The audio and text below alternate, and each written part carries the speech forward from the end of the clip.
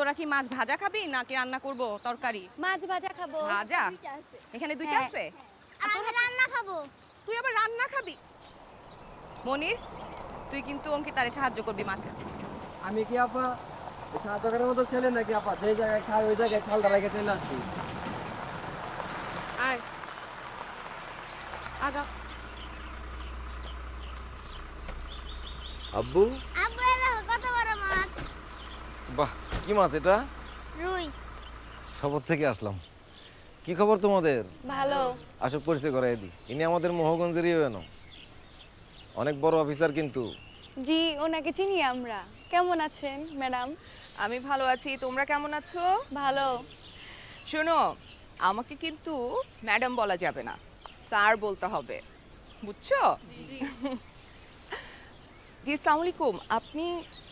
জি, আমি ঝর্ণা, এ বাড়ির ম্যাডাম। আর এটা আমার ছেলে রায়হান, এরাও আমার ছেলে মেয়ে। ওই যে আমাদের একটা সংগঠন আছে না, মৌচাক। জি জি, মৌচাক সম্পর্কে সবাই জানে। তোমরা কিন্তু খুব ভালো একজন মেন্টর পেয়েছো। ওনাকে কাছে পেয়ে আমরা ভীষণ খুশি। চলেন না এক কাপ চা খাই। ওসব পরে হবে, একদিন সময় নিয়ে আসবো। ম্যাডাম, আজকে আসি তাহলে। একদিন পরিষদে আসার দাওয়াত থাকলো। চেয়ারম্যান সাহেবের অফিসের ঠিক পাশেই কিন্তু আমার অফিস। আসবেন। আসসালামু আলাইকুম। তোমরা ভালো থেকো, আসি। আসসালামু আলাইকুম। মনি ধর এটা। আয় রায়হান।